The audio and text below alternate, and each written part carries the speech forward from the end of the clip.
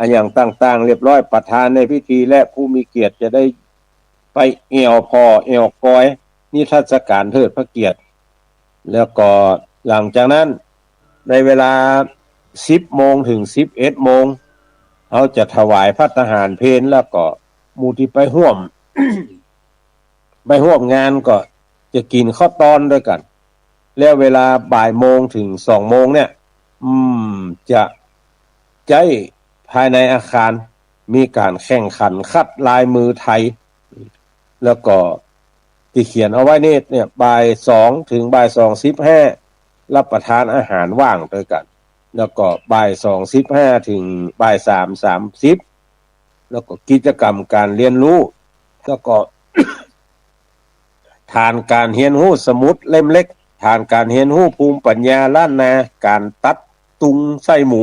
เพราะว่ามันใกล้ปีใหม่จะรวดเอาการตัดตุงไส้หมูมาฮื้อละอ่อนนักศึกษาได้ห้ำได้เรียนต่อไปแถมเพราะว่าหัววิชาเหล่านี้มันหายถ้าคนที่จ้างตายไปแล้วโอ้ตายไปด้วยกันหมดถึงวิชาก็จึงจะเอามาสืบสายยายฮื้อตั้นทั้งหลายได้สืบไปแถมแล้วก็4ฐานการเรียนรู้สนุกคลายร้อนกับน้ำแข็งใสรวมมิตรอันนี้เป็นฐานการเรียนรู้แปลงแล้วก็กินด้วยกันฮะตั้งแต่บ่าย3 โมงไปก็พิธีมอบเกียรติบัตรการแข่งขันส้มตำลีลาแถม4 รางวัลโอ้เพิ่นจะแข่งขันส้มตำลีลาตัวโลนี่แล้วแข่งขันคัดลายมือไทยแถม5 รางวัลแล้วก็กล่าวปิดงานอันนี้คืองานวันที่2 เมษายนไผอยู่ใกล้งานใดก็ไปงานนั่นเนิดตันทั้งหลายไปพอไปกอยไปโอ้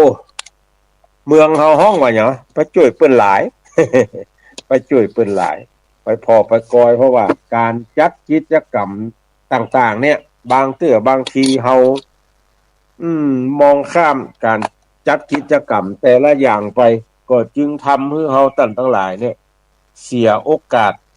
ถามว่าเสียโอกาสมันหยังเสียโอกาสในการที่เฮาทั้งหลายจะเรียนรู้เป็นหยังที่เจ้าเรียนรู้หลายๆอย่างเรียนรู้หลายๆอย่างเมาไปทำเยอะอื่นอย่างอื่นบ่ได้ศึกษาในสิ่งที่ตัวเก่าควรจะศึกษาก็เลยทำให้พลาดโอกาสอันนั้นไปทีนี้เมื่อเฮาทั้งหลายมีโอกาสที่จะพอจะคอยจะห้ำจะเฮียนสิ่งทั้งหลายแล้วเนี่ยก็คือใจโอกาสนั้นคือเต็มที่เอาละวันนี้ไ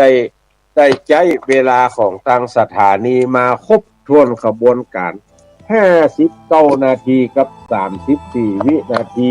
วันนี้ยังจะบ่เปิดโอกาสให้ท่านทั้งหลายได้โทรมาเตื้อก็จะขอยกไปวันทุกหน้าที่จะให้ท่านทั้งหลายได้โทรเข้ามาอู้มาจ๋าจะนำรายการนี้จากท่านทั้งหลายไปก่อนยัตตาโลธรรมาวัฏันติอายุวันโนสุขังปะลา